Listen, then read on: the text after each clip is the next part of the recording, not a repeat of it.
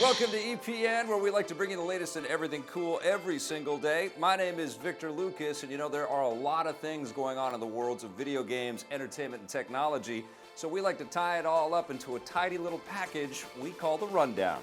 Let's get started. EA Sports wants to spoil another Super Bowl for everyone. And what's become an annual tradition, the game maker has run a simulation of the upcoming football match using the same technology that powers the Madden NFL video games. The simulation finds that the Carolina Panthers will beat the Denver Broncos 24-20. EA has a pretty good track record, correctly predicting the winners of 9 of the last 12 Super Bowls, as well as other big games like the Stanley Cup playoffs. We'll get to see how accurate they are this year when Super Bowl 50 kicks off this Sunday. Unbelievable! The director of Star Wars Episode 9 has some out-of-this-world ideas. Speaking at the Sundance Film Festival over the weekend, Episode 9 director Colin Trevorrow, who recently helmed Jurassic World, revealed that he's asked Disney if they'll let him shoot scenes for the new Star Wars film in space.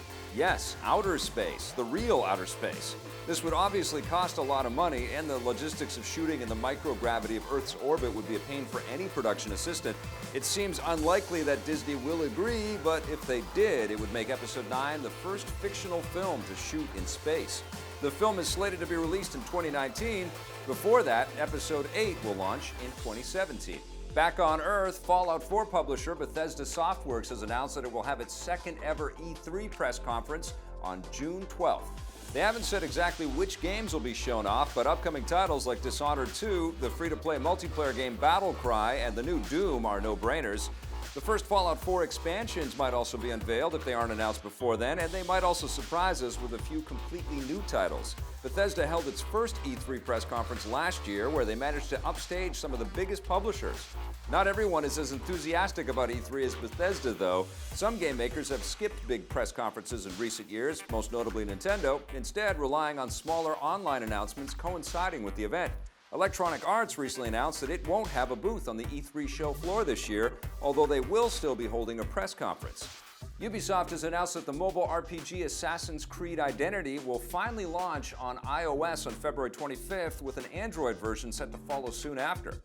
The game has been a long time coming. It soft-launched in Australia and New Zealand back in September 2014, with fans in other parts of the world desperate to get their hands on it. It's the first Assassin's Creed mobile game that mimics the style of the console and PC titles, featuring third-person exploration of a 3D open world with combat based around button prompts. Hopefully it will be worth the wait. And Ubisoft wants to give players a little more time with another new game. The publisher has extended the closed beta test for The Division by 24 hours. It was set to end today, but will now conclude on Tuesday morning at 6 a.m. Eastern Standard Time. Ubisoft says it's extending the beta because they received so many sign-up requests, and they want to make sure as many people as possible get a chance to join. The Division is an online-only tactical third-person RPG shooter set in a post-apocalyptic version of New York. You can learn more about the game by watching our interview with creative director Magnus Jansen. The final version of the game launches on March 8th. Game maker Techland has set a release date for the long-awaited Dying Light expansion the following.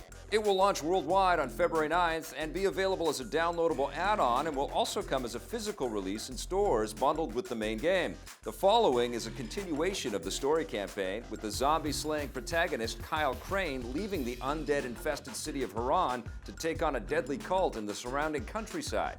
The new area promises to be twice as large as the 2 previous maps in the game, and you'll be able to drive vehicles for the first time. Although this is the first big story add-on for Dying Light, several other packs have already been released featuring smaller additions like weapons, outfits, modes, and challenges. I can't wait to dive back into this one. Fuck you, asshole. So be it. All right, boys.